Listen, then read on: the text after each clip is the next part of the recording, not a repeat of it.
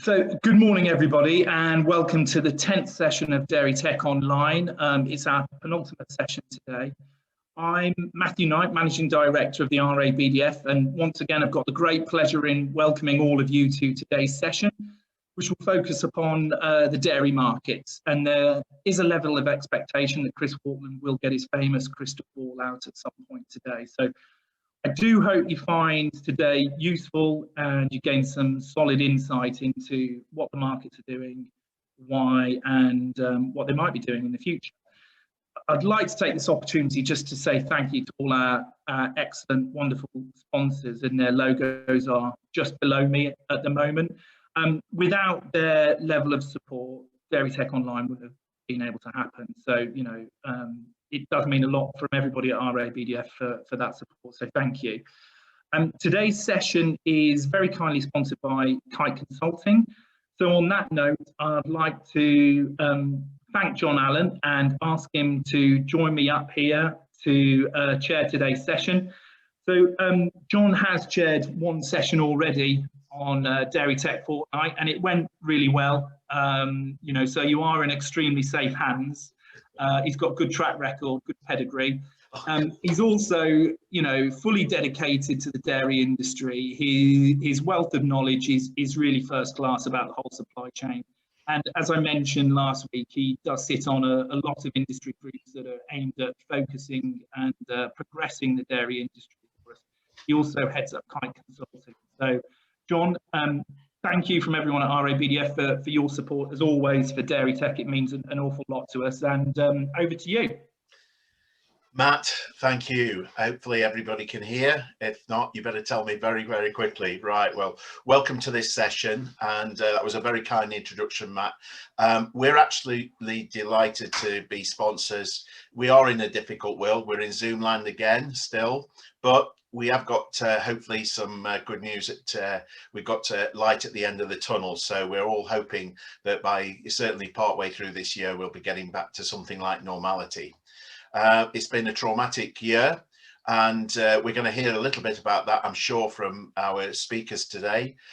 We've got some fantastic speakers. We've got Chris Waltman to kick off first. We've got Jonathan Dixon to talk from an Arla perspective, and then we've got Rob Hutchison to finish off dealing with Muller. But most importantly, we've got you here with your questions, so please send us all your questions, because it's the discussion which will get most out of this session. I make no doubt about that. So to start off with, I'm just going to introduce Chris, and then I'll introduce Jonathan and Rob later. Okay, so Chris, well, I could be embarrassing. I could be sitting here with my crocheted top on, but I'm not Chris. So many of you will know Chris from the podcast we do, and he's got a bit of a reputation as a pantomime artist. But in addition to that, he's actually pretty knowledgeable about the dairy industry, and he's got a fantastic track record. I've known him for over 20 years. And the one thing about Chris is he's very provocative and challenging to all those who come into contact with him. So without more of ado, Chris, we're really looking forward to what you've got to say, and I'll hand over to yourself, Chris. Okay, John, thanks very much. And yeah, good morning, everybody out there in the wilderness. I hope you enjoy the presentation that I've got. I'm not going to spend too much time on specifics, but I just want to give you a general overview of what I think's happening out there, and put some numbers on some of the trend lines. So if you can move the slide on, please. This is the global dairy trade. I hope you can see the numbers. On the left-hand side is December 2019, January 2020, and 2021 on the right. And you can clearly see the trend line going from some quite severe declines over a year ago to some quite significant increases now. And the auction as a whole, according to my calculations, is returning about 30 pence. And if we compare previous years, the average price on the auction is the highest since mid-2018. Whole milk powder is at its third highest level since 2016. Skim milk powder is at its highest level since 2016. So it really is riding high. It converts to about 30p, but what does that actually mean to you? Well, when the GDT is low, you normally get a couple of pence, 2 or 3 pence more. When the GDT is high, you get lower, a couple of pence maybe lower. For the last year, though, you've generally got about what the GDT was delivering. So it's a bit more up and down on the GDT than the aligned price or the non-aligned price, but generally non-aligned farmers have got roughly where the GDT has settled. That said, the GDT hasn't been as high as this for a fair while. Okay, so if we skip on to the next slide, please. These are the EU and the New Zealand butter and skim milk powder prices converted into a milk price, an AMPI milk price. And you can see on the right-hand side, the latest figures. They're around 28.5 to 29 pence, up to 29.5 in July. Now, these prices are after transport, but before a processor margin, and therefore average constituents. And there's no futures trading costs and also no premium for UK product. So are these representative figures? Well, Muller's futures would be lower than this for their non-aligned, but there's quite a few farmers out there, non-aligned farmers out there, who are actually getting these prices. They're not liquid processor prices, but the cheesemakers will be getting these sorts of levels. So with a bit of extra milk quality, this is what the futures are probably indicating to me. Down under, they're significantly higher. They're over 31, 32p. But I wouldn't be expecting us to get up to that level anytime soon here. Okay, next slide, please. And the big question is, to me, will UK prices match the EU ones going forward? I'm not so sure whether they will.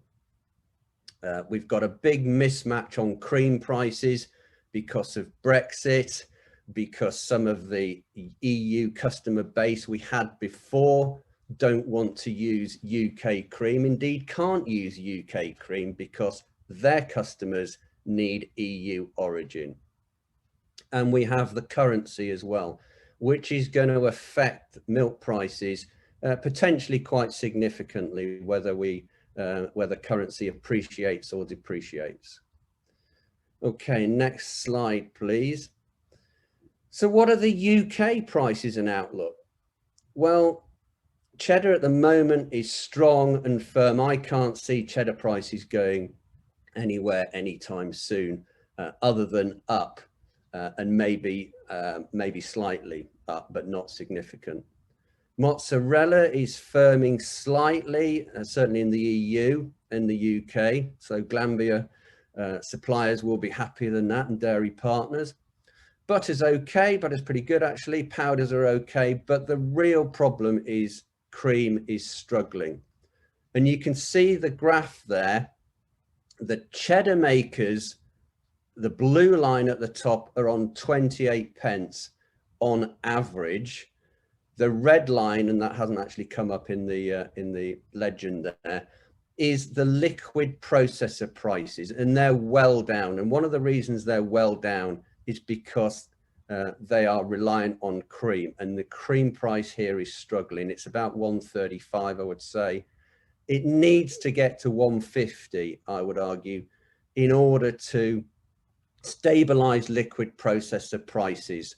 It isn't there, it's nowhere near there, and that's why we've seen some processors drop their price. So generally, aside from cream, I think the outlook is good to firm for most commodities. And there are reasons to be optimistic on milk prices, but plenty more reasons probably to be sober on margins. And and John may well come in on the costs that you are facing on farm later. So moving on, I'm going to be provocative now. Some people who have seen my talks in the past may well remember this picture. It's one of the most famous comedy sketches, I think, of all time. Old duffers like John and I will remember it. The youngsters won't. Basically, it's the class structure. So you've got the guy on the left with a bowler hat, upper class. You've got the guy on the left, on the far right, lower class, and middle class in the middle. And I've used this to represent the aligned farmer on the left and the poor non-aligned farmer on the right, with others in the middle. Okay, move on, please. So where are we? Well, aligned farmers used to have it all. Everybody used to want to be an aligned farmer. But is that the case now? And this is where I'm going to get a bit provocative. Because the aligned price, let's say after scale back, let's say it's 30 pence. We all know it's higher than that as a headline price, but by the time this scale back, let's say it's 30p. I've always been told by Arla that they calculate the cost is about 1.4 something. For the added cost of hoop jumping, that brings it down to 28.6. And what price, I would argue, the increased emotional pressure of being part of some of those groups at a time of significant emotional pressure. And we know that the expectations are increasing. The hoops are getting smaller.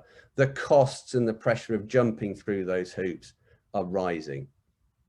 Okay, click on, please. So what are the aligned? Well, the Arla price, the cheddar maker price, the premium cheddar maker price, the Crediton dairy price, they're actually pretty similar or higher than the aligned prices. They're at very stable levels. There's hardly been any volatility in those prices, and the prospects are good. And there are fewer emotional pressures and much higher rewards for higher fat and protein. So I don't think the aligned are where they used to be by any stretch. Okay, click on, please. And I've come up with this phrase, partners and masters. And I put it and throw it in there to be provocative. I don't know whether I agree with this. I haven't really thought about it in any great depth. But the fact is that several non-aligned cheddar suppliers are better off than aligned farmers in their prices, their opportunities to add value through better milk quality, and with their mental health too. And increasingly, their processors are becoming their partners. In contrast, and this is the controversial bit, for some aligned farmers, their processors are becoming their masters. And think back to that tiered society photograph I put on earlier. And it leaves, I'm afraid, non-aligned liquid processors and suppliers trailing the pack, and very much the industry's problem child that we need to solve. And again, going back to that stratosphere of the UK dairy society, I think we have 7 tiers. We've got Arla at the top, including their 13th payment, I think outperforming aligned. They're second. We've got then the premium cheddar makers. We've got the elite niche companies like Crediton, other cheese makers, commodity suppliers, and the liquid non-aligned. And again, I think we can split those. We can split those into 2 groups. One, I think, with potential, and I would include and ask Rob to comment on this, because Muller's definitely got potential. There's only 2 companies that are real masters, I think, in liquid milk for retailers, and that's Arla and Muller. And then we have the second category, and that's the other liquid processors who are solely at the mercy of cream. And that's me done. Right. Well, no surprises there, was there? He did say he would be provocative, and certainly Chris has given us some ideas for the discussion later. So thank you very, very much, Chris, for being very challenging there. Now, what we're going to do is that we're going to take questions at the end. So if you wouldn't mind addressing your questions through the chat box, then we'll find those and we'll put them all together in the final section. Okay, so Chris made a very good mention there in terms of Arla and Muller, and it's great that they've joined us here today. And Jonathan Dixon, or known to many as JD, is actually going to talk about Arla.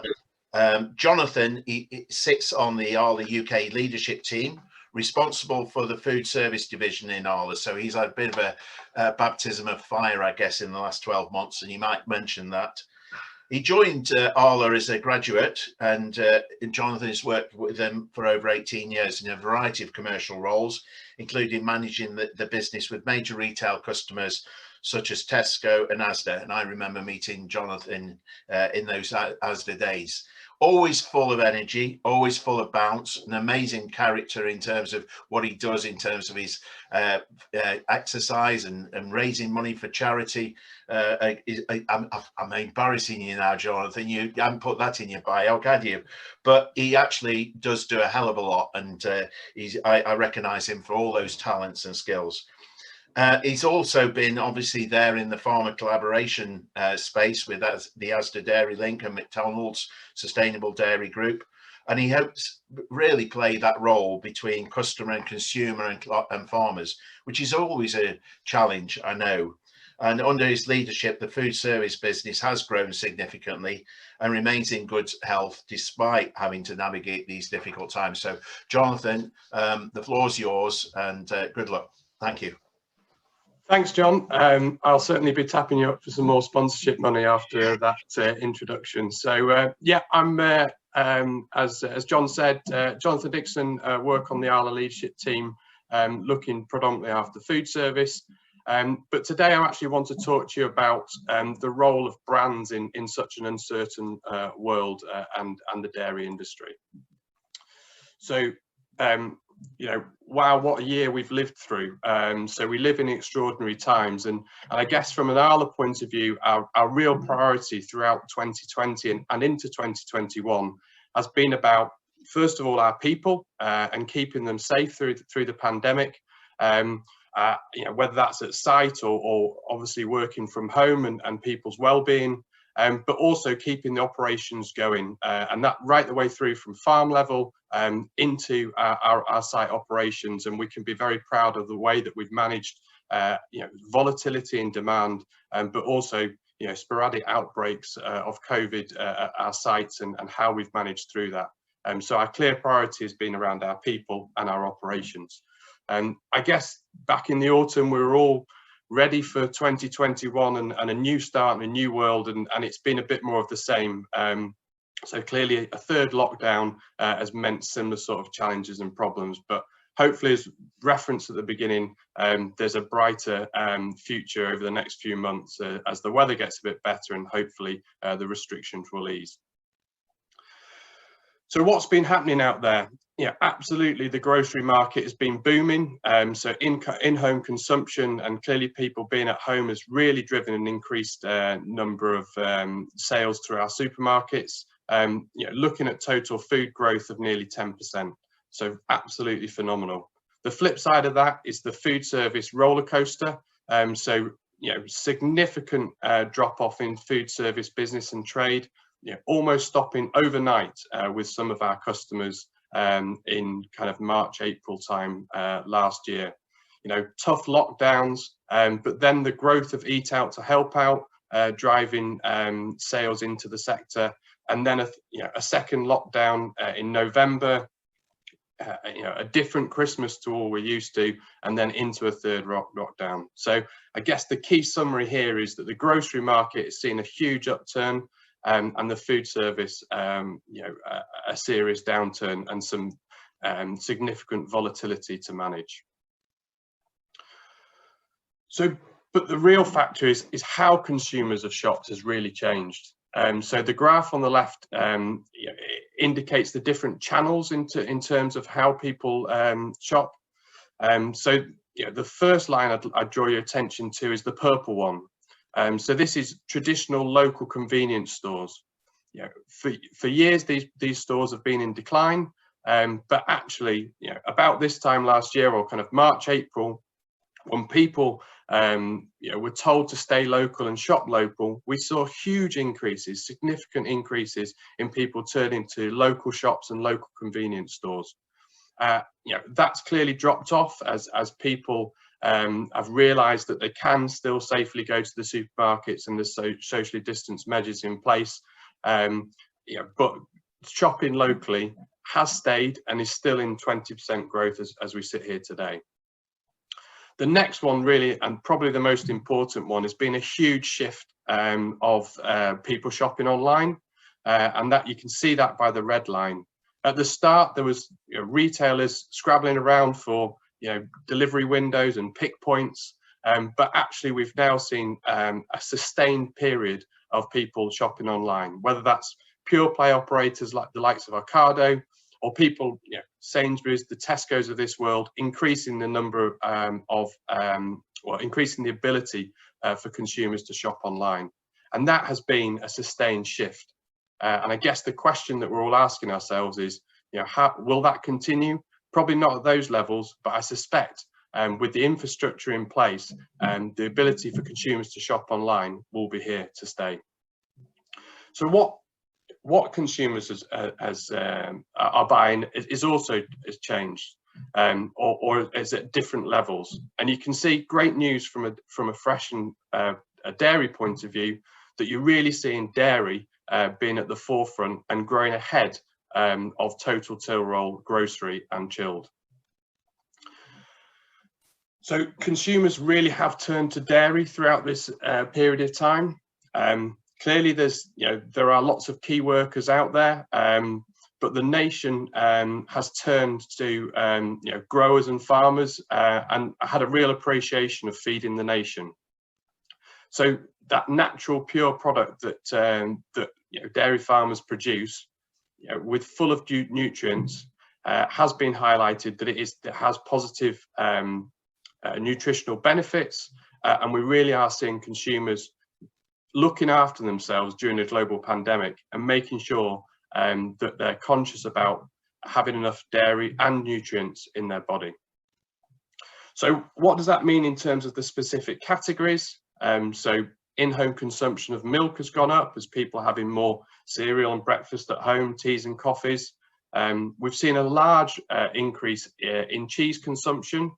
So if you think of lots of everyday meals involving cheese, and really the emergence of lunch at home has been a key driver and a key beneficiary for dairy. Particularly families locked down and not at school, lots of cheese occasions at lunch, so hence why the cheese sales are up significantly. Yogurt slightly less, and on-the-go dairy drinks clearly not growing as quickly. And the other one is butter.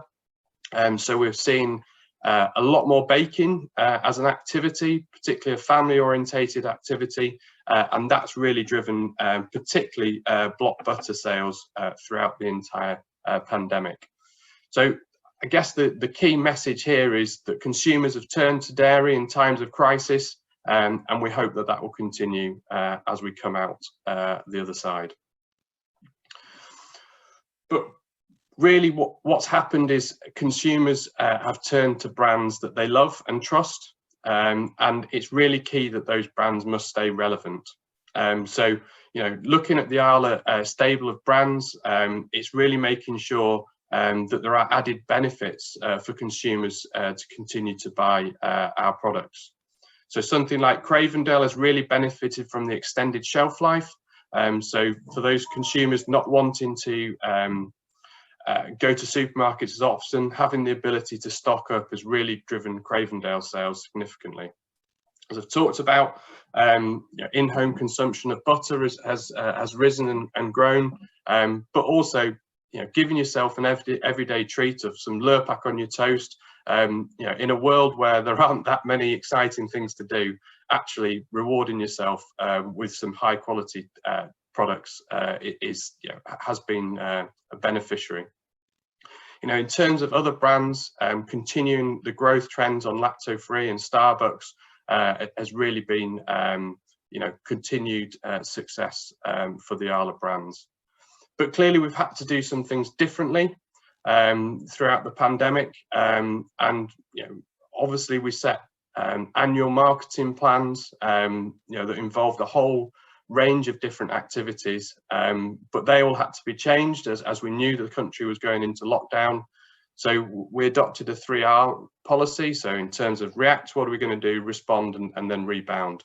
And as you'll have seen in the annual results last week, the total Arla branded growth portfolio is up 13% year on year, and that retail business is really offsetting any declines that we've seen in the food service sector. So a really strong place to be from a branded portfolio. But I guess the key is making sure that the branded business continues to win, and it isn't just an in-home consumption that's driven the success, and we need to make sure that we're focusing throughout the entirety of supply chain on how and why we've continued to drive our branded success. So the first point in terms of how do we continue to grow the branded business is around trust and the supply chain. Consumers are becoming ever more interested in where their products come from, where they're produced, how they're produced, and the love, care and attention that goes into it. So we really need to make sure that our supply chain stands up to the scrutiny of anyone, and therefore it's a really key from a branded point of view that we drive the consumer trust message. The other aspect is around working in partnership with our customers. So as a farmer-owned business, Arla's here for generations. So we're not, in the dealings of stepping in and stepping out of customer relationships. We're here for long-term partnerships, and we really extend that through own label, but also on the branded agenda. So we know that there'll be lots of challenges that our customers will face as over the next few years. A potential recession. The customers are always looking to simplify and change their ranges. We live in the most competitive grocery market in Europe, if not the world, where they're always fighting and driving share. So it's all about working in partnership with our customers. We need to lead on sustainability through our branded agenda and make sure that we're driving a positive message for dairy. And clearly from an Arla point of view, we've got clear targets to hit, and working closely with our farmer owners about how we do that. But certainly from a consumer point of view, it's becoming ever more important, the sustainability journey and agenda that brands are on. The other aspect is navigate through external challenges. I guess 12 months ago, we wouldn't have predicted a global pandemic, but we did all know that Brexit was on the horizon, and that had the potential to be a huge headache. It's still a little bit of a headache, but it's not the challenge that it potentially could have been.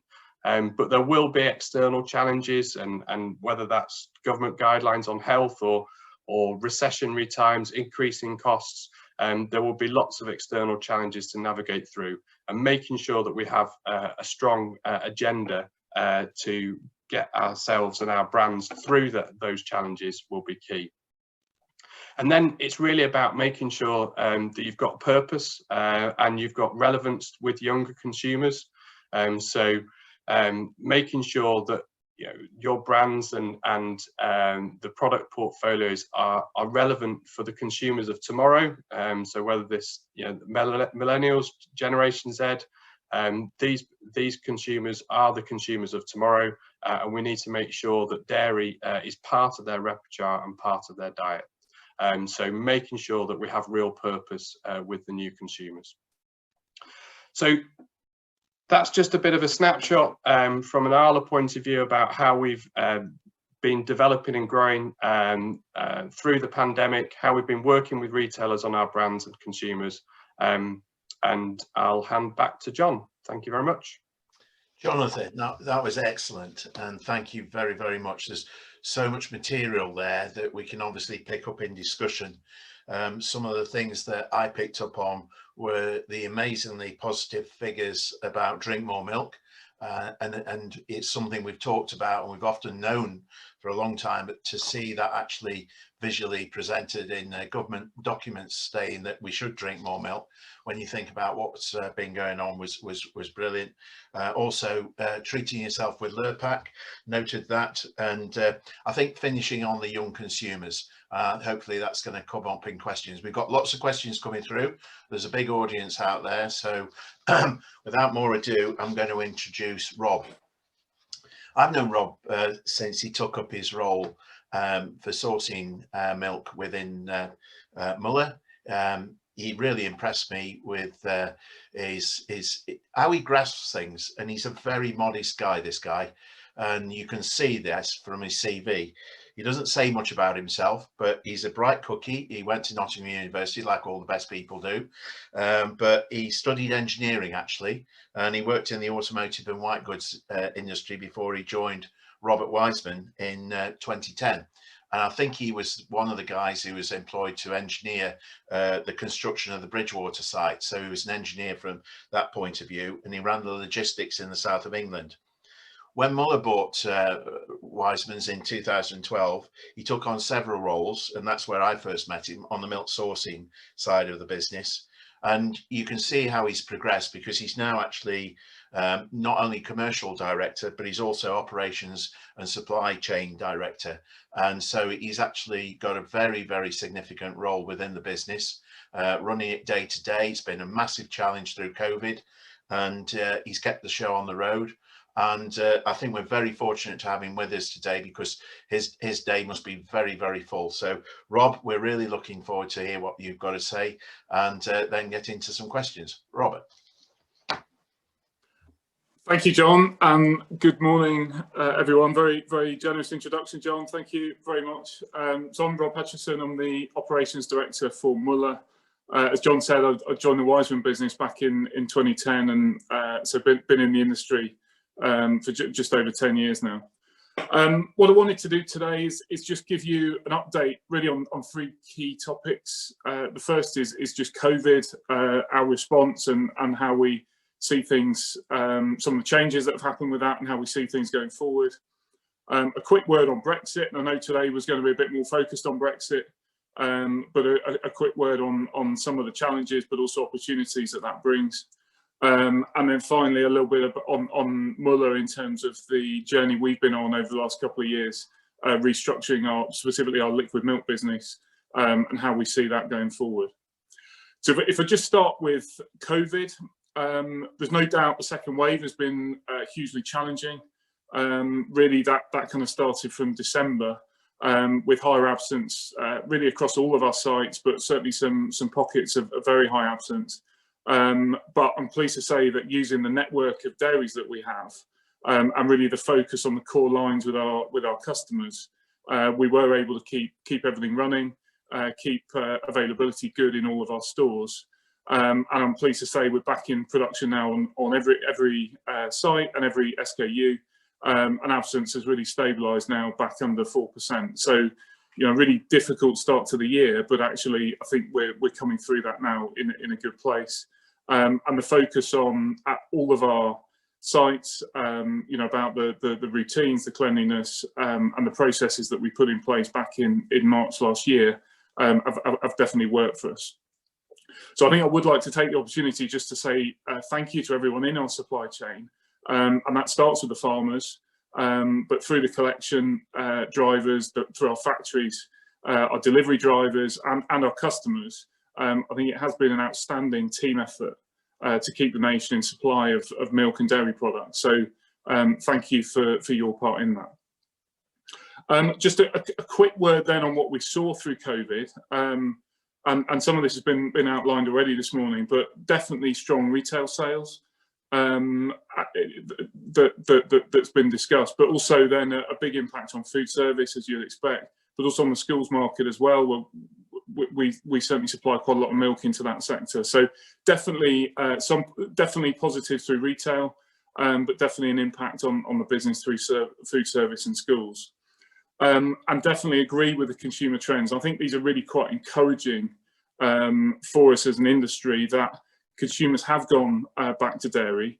There's definitely been more tea and coffee consumed, more cereal consumption is up nearly 8%. That's obviously a good thing for milk. And also the home baking trends on butter and fresh cream and other dairy products are really quite good to see. And I think our challenge is going to be, how do we keep those people that have maybe gone back to dairy in dairy as we come out of lockdown and out of COVID through the end of this year. So I think in summary, thank you to everybody for your support through COVID. I think if I turn now to Brexit, certainly the trade deal was very welcomed, and it certainly gives us a lot more certainty on what the trading partnerships will look like with the EU going forward. And there has been some challenges, no doubt. I think we export powder and butter to many countries, and we have done for a number of years. So we're kind of quite comfortable with the customs requirements. But there's no doubt there's a fresh product challenge, especially liquid cream that Chris mentioned. It is challenging getting all the export health certificates, the documentation, the companies that are importing that fresh cream all prepared and ready to go at the port before the vehicle arrives, and then getting it through the port, and then doing all that within the shelf life of the fresh cream is an added challenge compared to what it was before. I think we see that will improve, and that will hopefully simplify over time. But at the moment, there is no doubt there is an impact on the UK fresh cream market, as Chris outlined, and we see probably 10 to 15p differential on price, which if you convert to a milk price is sort of between 1 and 1.5p.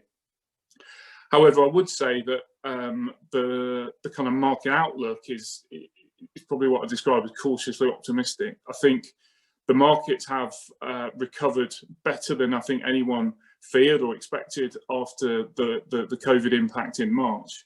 And actually, I think the kind of global stock position on whether it's powder, butter, cheese is actually a little bit lower than expected coming into this year. So I think that is positive for pricing going into the second half of the year.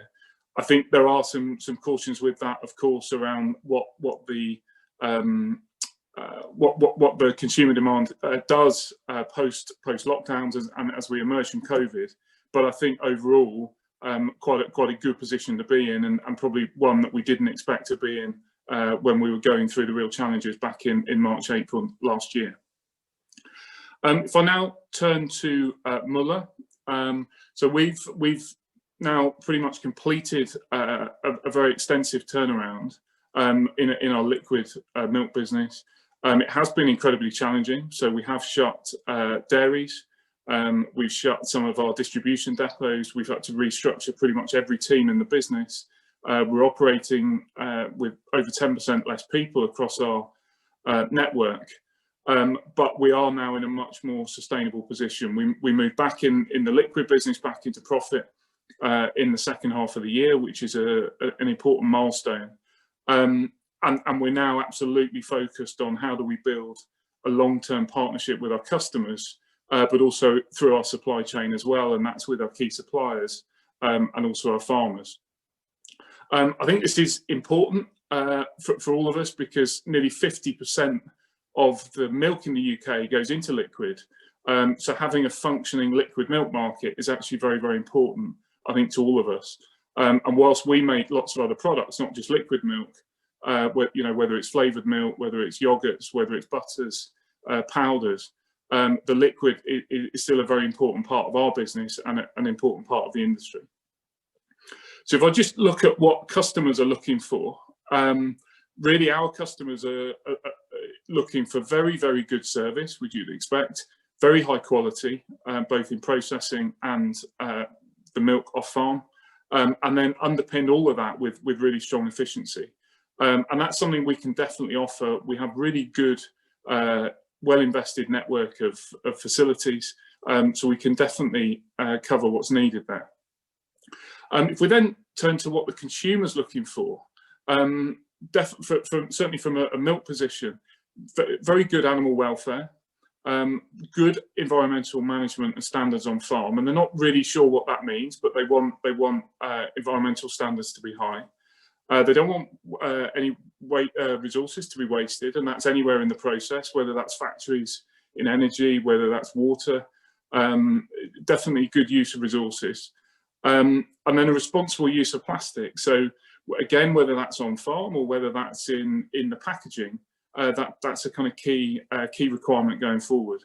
And if you look at some of the work we've been doing on our milk bottles, we've partnered with recycling companies to really make sure we can increase the amount of recycled plastic that's available, and also improve the yields of the recycling process. So we've now got over 30% of our bottles, 30% of the weight of plastic in our bottles is recycled.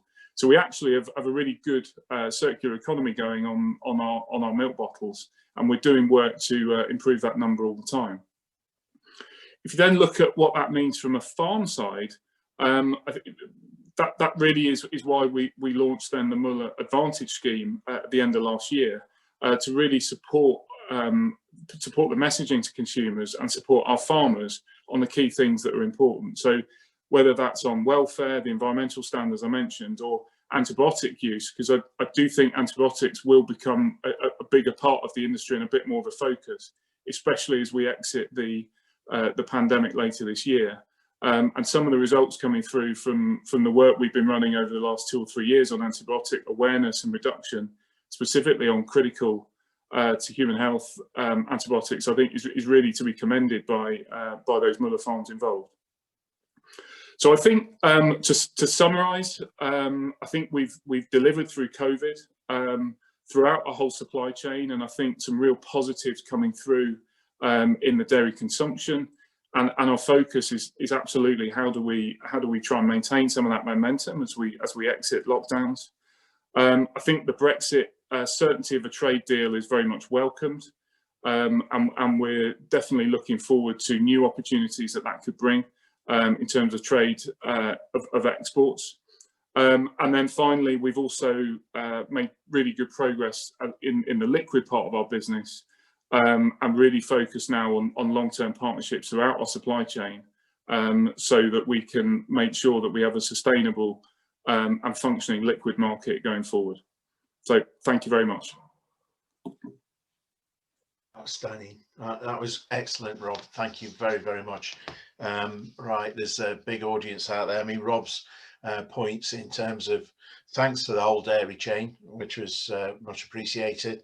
The Brexit certainty, which is one reason why we sponsored this session today, is that we knew one way or the other we'd have some certainty, and what we can develop in questions, and it was very positive to hear about some of the opportunities you'll be looking at now, and then the comments about liquid, and I think the stability that might be there in the liquid market, which we can no doubt pick up in questions. So if all the panelists can turn on their screens and speakers, and right, excellent, right, okay, we've got everybody.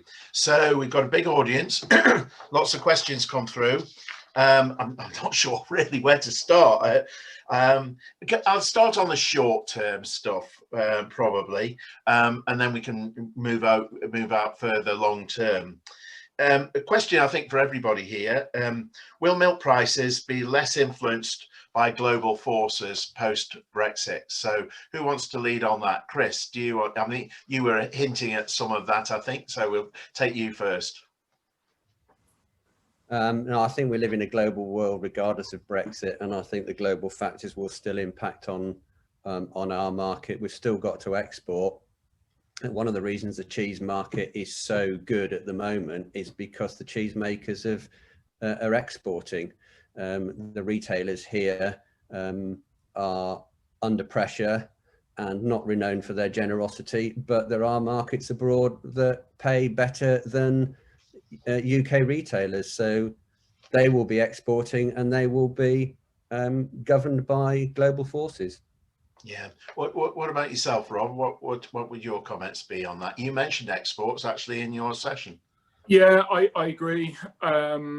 So I do think milk prices will be absolutely linked to the global pricing, and actually we see that as an opportunity as well. How can we increase the amount of we can export outside of the UK?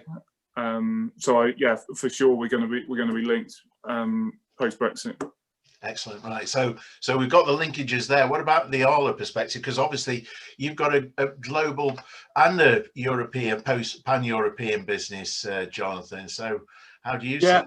Absolutely, John. So I'd echo what the other chaps have said. Certainly from an Arla point of view, we pay a global milk price and we operate in global markets. So it's about the returns, across the entirety of Arla, and clearly not just the UK. So, and those returns will be impacted by global markets and global forces. So, whilst we have Brexit as a nation, we will still have influence from the global markets. Whether that's good things or bad things, it will just be the way it is. Yeah. Okay. I would say, if you sell to a processor that's exporting, you're going to get a better milk price in the long term than if you sell to a processor that's just focused on the domestic market. That's a really interesting comment, Chris. Yeah, I think Access, when we did that session with Eric Egglesmar and his points. Oh, did you? Oh. Yeah, we did. Whoever that was. I must have accidentally dialed you, Jim. I didn't mean to. I think we've got poise. What's it? I mean, I say so. We can take supplementary questions by all means, but I just want to follow up on this then with the global price, because you also we're going to be linked to global prices. How do you, have you got any views on where global prices might go, bearing in mind all the environmental constraints that we're increasingly coming up against? I mean, the Arla business, Jonathan, we start with you. I mean, the massive, you've got a big milk field in northwestern Europe, a lot of environmental constraints coming on those milk fields. I mean, how do you actually see global prices panning out in that sort of world? Well, it's very difficult to make kind of any firm commitments, but essentially, the world is still in demand of dairy, and dairy demand is still out there, so the milk will still be required. Clearly, we need to kind of monitor and understand the environmental impact and the cost of making that milk and make sure it's viable for our farmer owners. But if you looked at worldwide supply and demand, then the outlook for dairy is still good, and as countries and nations emerge, their dairy consumption goes up. So long-term outlook, there'll always be ups and downs in the dairy market, as you guys are aware, but long-term demand for dairy is still strong. Yeah, I mean, this session is turning into quite a positive session, actually. Short-term positive, long-term optimistic as well. What about you, Rob? Yeah, no, I think at a global level, definitely, you've got increasing dairy consumption, especially in the East. You've got increasing population that is going to continue to drive dairy demand. I think from a Western position, I think probably less so. I think there is a decline in dairy generally. I think COVID has adjusted that. Whether that is a structural change, in a year or 2 years' time, it'll be interesting to see. So I do think Western dairy demand is reducing, and that will probably continue. But actually, and that's why I think from the UK perspective, having some form of export is going to be so important, because there will be a decline in the UK consumption if you look at the 5 or 10 year view. Right, that's very interesting, and that came through with a question here just about the sustainability and what if UK dairy was impacted by those environmental constraints. So I've got another question here, and I'll try and broaden it a little bit. Is cream price really an issue? Surely this question says that people are going to have a lot more cream in catering, and surely that will actually sort out the market. But can I broaden this to actually a view really about longer term, the balance between fat and protein in the matrix of milk pricing. So who wants to go first about something about cream? I mean, Rob, I'm going to come back to you because your business actually has got quite a big cream aspect to its business, hasn't it? Yeah, so we obviously generate a lot of cream through mainly through the liquid business, but elsewhere as well. But we also have a sizable butter business, so we can, we make a lot of packet butter, we make a lot of bulk butter. So majority of our cream goes into that. So I think the cream price is important. Obviously, having options, what you do with that cream is then key to kind of try and get the best use where the market is paying the best price. So, cream is an important part of the value of milk. So the cream price is key, I would say. And then in terms of your question on fat and protein, I mean, that's an interesting one, isn't it? If you go back to 2016, it was all about, or 2017, it was all about the fat and the butter price being very, very high, and we had huge amounts of skim powder in intervention. It's good to see that has turned around a bit, and the protein is definitely more valuable again. I think we've just got to, hopefully they'll stay in balance, but I think it's, we'll have to see. But there's no doubt there's an increase in constituents coming off farm. Not just UK, but European as well. So, there is more fat and protein being produced in the litres coming through. So, but I think that, they're both very important between the cream and the protein. Yeah. And Jonathan, I know within Arla, I mean, you've certainly moved all your suppliers on to be very focused on solids production. And, that balance between cream and protein prices, I guess, would play a part in your business. What's the view within the Arla business on that balance? Well, I guess, from an Arla point of view, the cream, it's about having a balanced portfolio at the end of the day. And from our side, as Rob said, we put a lot of our cream into butter production at Westbury, and therefore the emergence and obviously the Anchor brand in the UK, all being produced in the UK,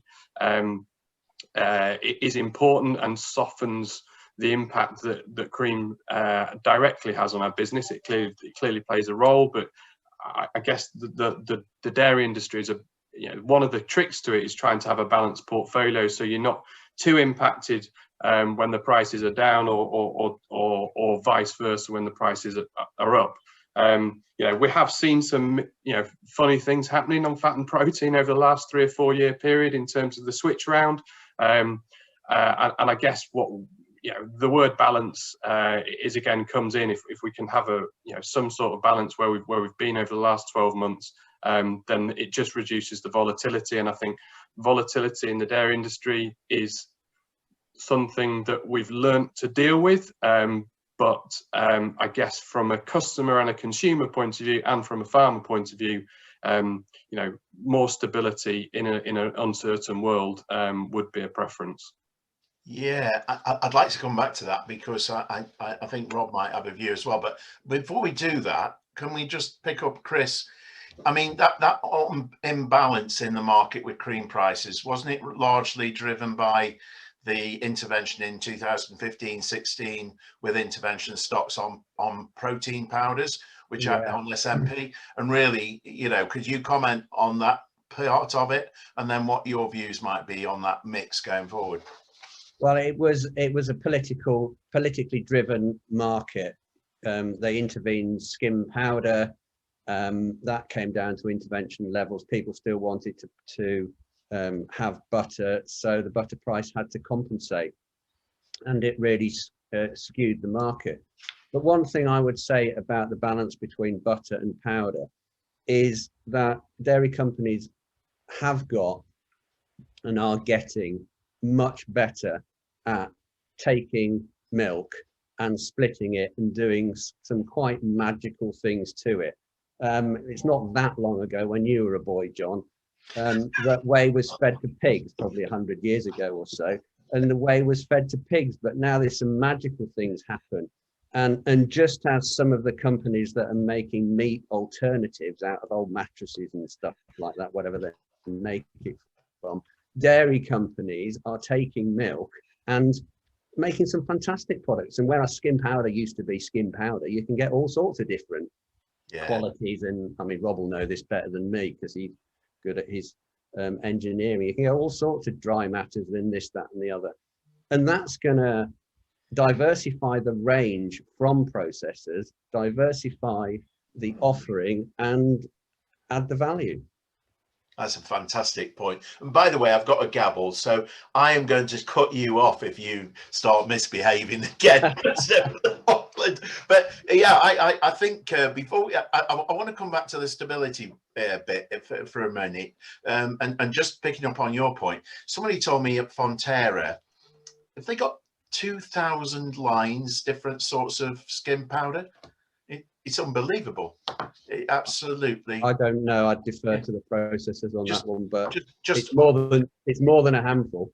Yeah, it is amazing. Can I just ask Rob and Jonathan then? It's interesting that you made the reference, and Chris did, to the liquid milk report in 2019 and the closure and the more rebalancing of the capacity in the liquid sector, and bringing a bit more stability there, and the two big players, obviously yourselves, being key to this. And how do you view the world, bearing in mind we've got scope 3 emissions coming through? People have got to report all their supply chain carbon footprints. The whole world is changing. How do you see that's going to impact on your businesses? Do you think it's going to bring around a greater level of stability in terms of long-term relationships? Jonathan, you mentioned some of yours. Just tell us, how long have you actually been working with Asda?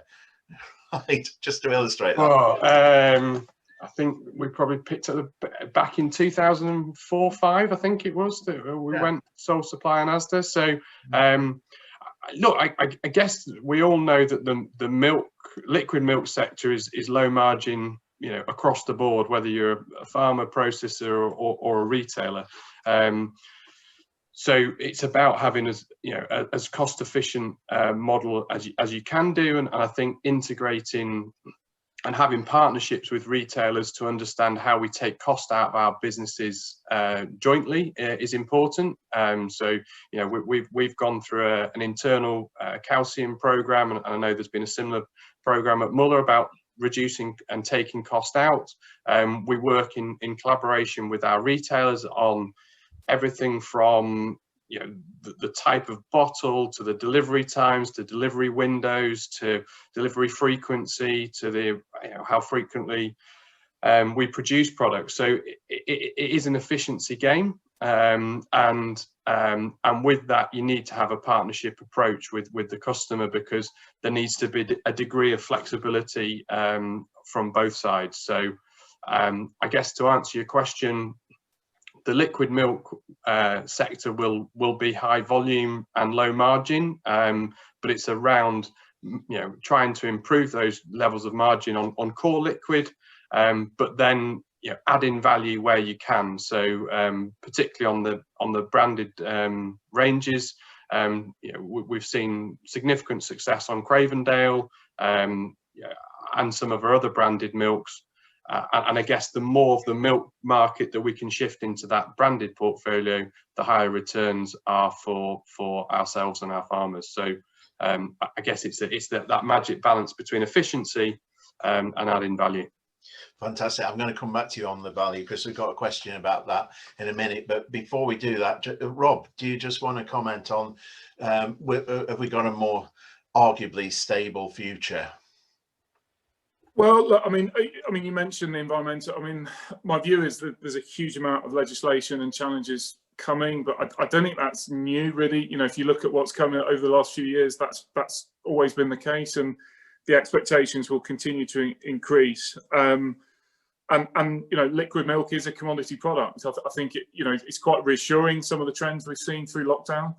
Because certainly, you know, it has been a very difficult industry the last few years. I think we are coming through that, certainly from our perspective we are, and it is absolutely, I mentioned in my kind of intro, it's all about really high quality, really high service, underpinned by efficiency. And You know, people often say, "Oh, there's been no innovation in liquid milk," and at a consumer level, there hasn't been a lot. But actually, in the process, there's been a huge amount. When you look at some of the work on farm, some of the innovation, some of the changes in whether it's genetics, whether it's feed, you know, huge amount of progress been made over the last few years. In the processing, you know, doing things with a lot less chemical use, less environmental impact, energy efficiency. I remember when I first came into the industry, it was using nearly over a litre of water per litre of milk. You know, we've got sites now running at under 0.2 litres of water because we've got all the recoveries in place and cleaning. You know, I talked about plastics and the recycled sector. So I think there is quite a lot of innovation in the process, but that is all about how do we kind of reduce our costs and be as efficient as we can in what is a commodity product. And I think I don't see that changing, to be honest, for the next few years. So we have to do everything we can as efficiently and as well as we can.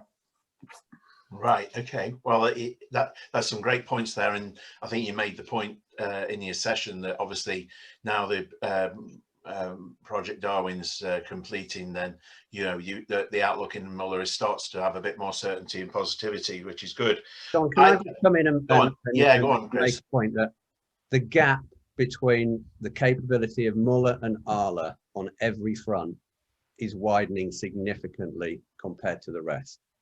Right. And I'm not talking about on-farm processing or small-scale niche processing, because they can be very good. But in terms of the Premier League processing sites for retailers, there are only 2 in the game. They are getting better, and the gap between the rest is just widening markedly. Yeah, it's a shame. I'm not sure. I've been looking at the names on the guests here. I'm not sure if we've got anybody from NMR, but I think there's a test they run in terms of keeping quality. And I think Arla and Muller dairies would probably get 15, 20 days more keeping quality just because of their quality of their operations compared to some of the others in that liquid market, which would be your point. Perhaps somebody, if somebody's here from NMR, they could just come in on that and just confirm that. That might be helpful. But I've got lots more questions. One here is that in terms of how is saying drink milk and eat cheese enough? Well, it certainly isn't. I think we could probably all agree on that.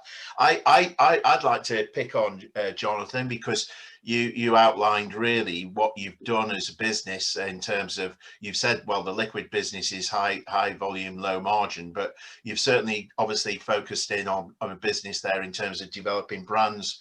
And it isn't just about eat milk or eat cheese or drink more milk. I think that was just the point that was being made in that government document. But what do you want to just comment about that strategy within the Arla business and how important that now is for giving returns to your owners? Yeah, absolutely. So I guess there's lots of different facets to it. So it's around really understanding the consumer and the consumer journey and driving that consumption right the way from the start. So you know, most children start with milk, so it's about extending that consumption throughout their life stage and making milk relevant right the way through their life. It's identifying how you can innovate. So you know, we're looking at new products that are more ranged at kind of flexitarian market. So so some cheese products. So it's around having dairy as centre of plate rather than just an ingredient. And then again, the return on that is are more significant. It's about getting dairy into new channels as well. So certainly having the Starbucks ready to drink brand, for example, having dairy as a on the go convenience product, again at a premium price. So I guess it's trying to decommoditize dairy and add value through the branded proposition, and in that driving consumption. And I think demystifying where milk comes from for consumers as well. And again, the more education you can do with consumers to understand the time, effort, energy, the transparency of the supply chain, and the animal health and welfare, will all go into a good place to continue, to ensure that dairy has a strong future. Right. Okay. Well, the provenance linked to the brands, that's a good point there. What about yourself, Rob, and Muller? I mean, Muller, you've said you're coming out of a change. You've got more certainty with post-Brexit. How do you view the value add proposition within your business? Yeah, I mean, obviously, I've talked quite a bit about the liquid part of our business today. Obviously, we have a very strong brand in the Muller yogurt and dessert side of our business. You know, and we've invested a lot in that brand. You know, it's been very successful in the UK and in Europe as well. And you know, if you look at some of the work we've done with the British Athletics, the partnership we have with them, it's all about linking that kind of health of dairy to those athletics partners. You know, we've got more high protein products coming through, which is all about the kind of almost clean eating and health. We're actually launching as well a Muller vegan range in Europe. So if that goes well, we may bring that to the UK. So I think it is absolutely about adapting to consumers and adapting to the changing habits, and making sure that you stay relevant with the consumer trends, because you know things are moving fast at the moment, and we have to adapt just as quickly. Right, I'm sure that the mention of vegan there, you might get a few more questions coming through on that one. But before we do, can I just talk to Chris? One of the points here, Chris, is actually about before joining the EU, Britain had different milk price systems for liquid milk and dairy products. Is there any tendency to go that? I'm from Germany, so we've obviously got an international visitor, but can you just talk about the devaluation of the liquid milk market, Chris, and what your views are about how we do try and get value back into that liquid milk market? Well, in a nutshell, there was overcapacity, and that allowed the the retailers to play one processor off against another, and that's in a nutshell. It perhaps wasn't as simple as that, and other factors came into play, but let's focus on that one for a minute. What has happened now is a lot of capacity has come out to the point where I would say that demand for liquid milk probably matches the supply of liquid milk. And when it comes to supplying the premium retailers, then you could argue that there's actually more demand than there is processing ability at the highest level. So that has tilted the balance back in favor of the processors. And I think now the liquid milk sector stands at probably its strongest position it's been in for a long time, and it has to capitalize on that. And as Rob will know in particular, it has been very painful. As Rob's non-aligned farmers know, it has been very painful. But we're in a good position, or at least the best position I think liquid milk has been in for a long time. And I can't see anybody aside from small niche businesses coming into that sector. Yeah. There's no big player thinking, oh, I know I'm going to make my fortune. I'm going to build a liquid processing plant. That's what I'm going to do. You don't see many people going on Dragon's Den saying that. Okay, Rob, I think that was an invitation for you to comment, because what was your perspective on what Chris said and in his presentation as well? No, I agree with that. In terms of the capacity comment, I think the other thing in the mix is liquid milk has been in decline over the last, if you go back 40 years, it's been in decline. So you kind of put the two factors together, and that ultimately led to a real challenge, probably going back to sort of 2010, 11, and it's taken a long time to work through. But I think from our perspective, it's now all about how do we look forward, how do we work with our customers. It is still a really important part of a retailer offer. You know, it's still in 96% of people's baskets, liquid milk. Lots of people buy into it every day. So, you know, from that perspective, it's a very, very high penetration product, and therefore good quality, good service is absolutely key, and that's, you know, that's our focus going forward. Right, okay. Jonathan, I've got a question here linked to the liquid milk a little bit in a way, and it's more specific. I think it's probably more for Arla than probably for Muller. Rob might comment, but it was just about Arla and exclusivity. How do you view people with vending machines selling milk if they're members of Arla? How is that viewed, and what do you take on that? I'm not actually sure whether we've got a specific policy on that, so I'll have to kind of revert to the ag guys specifically. Clearly, if they're doing it in a safe way and it's good for the consumer, then yeah, I'm not sure on the specifics, to be honest, but yeah, if people want to specifically ask their ag team, then they can do that. I think you have got some Arla members doing it, and I guess. But what's your policy, Rob, on Muller? Because there's always been with Dairy Crest days. There used to be a brand reputation risk that, you know, you could poison all the people in the local village with your vending machine, and somehow it would bounce back onto the person who was collecting the milk. I mean, how does Muller view it? So we're in that position in that we don't allow our contract to sell raw milk just because of the food safety risks. There's a difference there though, because there's a difference between vending machine which is pasteurized and raw milk that isn't. Right, yeah, okay. Okay, yeah. So raw milk definitely unpasteurized. We're not allowed under the contract we offer. We do have quite a lot of our farms though that do on-farm processing. Some of that might be into ice creams, into milk, as you talked there, Chris. So we all we ask really is that farms engage with us, and they do, and we have a kind of separate processing sort of part of the contract just to make sure that both parties are covered.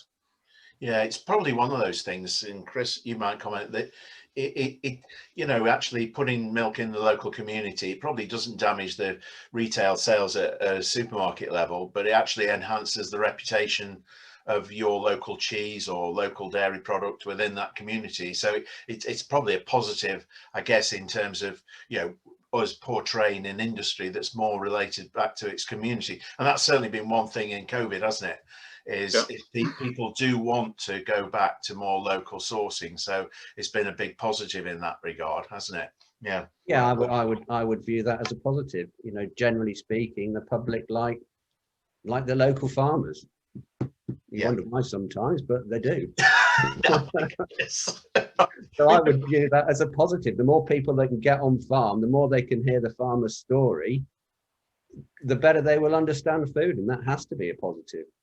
Yeah, I'd absolutely agree with that. Certainly some of the success that we've found on Open Farm Sunday and initiatives like that, once you do get consumers on farm in a safe way, in a safe, controlled way, then once they know where their food comes from, then it shows from their consumption. Oh, right, okay, right. Well, I'm sorry, we've still got lots of questions coming through. We've got another, I think we'll run for another 10 minutes, if that's okay with all the panel. And we've still got 120 people on the call. Right, okay. What I was just going to say here, two questions. Yeah, let's start with the second, right? Because it's a bit of devilment, right? With 15 billion litres of milk produced in GB or UK, I think that should be last year. Is there sufficient processing capacity to cope with a bigger spring flush? Comments, please. Right, who's going to start? I'll start with you, Chris. Come on. Oh, touch and go. I think at this point I'll pay tribute to what Yewtree have done. They've put a lot of extra capacity up in Skelmersdale in the north of England, which mops up from southwest Scotland and the north of England and down to well, I can't remember, down to mid Wales maybe. They've put a lot of extra capacity in up there, and I think the industry has to be grateful for that. Further south out of that catchment area, possibly, I think it will be borderline, but the message has to be, we can't just continue to go down the spring route without thinking about this capacity. And if farmers want to go spring, then they're going to, and this move does continue to gather pace, then they're going to have to put processing up of their own accord. That's what I would say. That doesn't mean to say it's going to be successful, but yeah, okay. Processors aren't going to put capacity in just to bail the farmers out of producing too much milk in the spring. Yeah, I think it's quite interesting, Rob, your milk reduction scheme last spring. I realised it was COVID induced and you had to do it for those reasons, but it probably did save us from a crisis in the spring flush. What would your comment? I mean, I'm assuming you're not going to do that again. So what would your comments be? Yeah, I mean, obviously that was, you know, quite a unique set of circumstances, wasn't it? When food service just shut very, very quickly. I think the other angle to that was we saw real high levels of panic buying towards the end of March. And then at the same time, then all the introductions came into supermarkets, making it actually quite difficult and unpleasant to shop. So both of those had an impact at the same time, and the online capacity wasn't there. So, you know, we absolutely hope this spring is different. I think, you know, there are concerns over total UK processing capacity. You know, I think a bit will depend on where food service goes.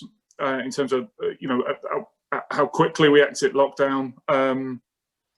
But, you know, I guess, you know, we've been working with our farmer board and our farmer representatives probably since certainly the autumn, really, sort of working on how do we minimise the impact, because there's no doubt the value of milk is a lot less in the spring. So how do we minimise that cost, which ultimately sits in the supply chain, and make sure that we're kind of matching supply and demand a lot better going forward, and ultimately keep the value in our farmers and in the supply chain. So I think, you know, there's still a fair bit of concern, I'd say, in the industry over the spring, but hopefully, you know, hopefully there will be capacity to get through. What about Arla's view, Jonathan? Because yeah, so I think 2020 was a unique set of circumstances, as Rob indicated. You know, a lot of things came together at the same time, and you know, and then also coincided with the spring flush. So I think, as Chris alluded to, as well, with the yew tree capacity with Arla Westbury, you know, I think it will be tight again, but hopefully we won't be in a position where, you know, we're seeing people pouring milk down the drain, as was the case on some reports last year. And then clearly the other factor is the weather and how that plans out. You know, clearly it was only up until the weekend it was still -3 everywhere. So we'll see what the spring. If you tell me we're going to get some nice tropical temperatures, the grass is going to start growing, the restaurants are going to open, then it really is a rosy session today. Well, you've got one last question, guys, and that's a great point there, Jonathan. Yeah, we'll try. We've been very cheerful at present, but there's one last question here, because I'm conscious that time is running out now. Is there any work going on to differentiate the nutritional value of different milks and products? So I guess, you know, in terms of, I suppose it's the innovation going on that links back to some of the points that were made earlier. Jonathan, is that taking place? I mean, you've launched quite a lot of different milks with lacto-free and Bob. Yeah, so I think we're obviously always looking at how we can bring innovation to the market. So, you know, whether that be Cravendale many years ago, lacto-free, or more recently added nutrients in big milk. In terms of, or, advances in technology in terms of how we've produced Bob to taste the same as semi, but the fat content of skimmed. So we've got a pipeline of more milks that we'll hopefully bring to the market over the next few years, because as we say, that's where the value is. Can I just ask Rob, I know when you talk to people like Jonathan, who's involved in these sorts of businesses, that I think, is it something like 9 out of 10 brand launches, new products fail, NPD, whatever? It's an expensive job, isn't it, bringing these new products to market? It isn't, people talk very glibly about it, farmers do, as though you can just do it at the flick of a switch. It's something that can easily be done. How do you view that, Rob? Yeah, look, I mean, creating brands takes a long time, doesn't it? It takes a lot of effort and sustained effort over a long period. I think when you look at what we're focusing on, it's absolutely kind of building on where the strength of the brand is, and that's in the kind of yogurt and dessert part. So whether that's high protein yogurts, we've got a range of flavoured milks, coffee drinks coming through, but I would also say, just going back to the liquid part, that actually there is some pretty good labelling now on pack, in terms of, and we've done quite a lot of work with our customers on just getting across some of the benefits just of liquid milk. And I know there's been quite a lot in the press, especially with COVID. So I think, there are things going on. There's also some really good point of sale information. So I think there are things going on, but we have to keep working at it, because it's not, and it's certainly not easy. Otherwise it would have been done by now. Brilliant. Okay, well, I'm going to have to draw the sessions to a close, and before I do that, I'd just like to I'm going to do a plug. We've had a fantastic session, by the way. We've kept there's well over 100 still in there asking questions, and been lots of questions and discussion and fantastic answers. Thank you very much, Jonathan and Rob.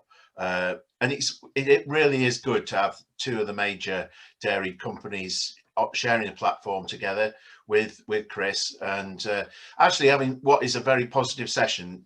We didn't know what 2020 had in store.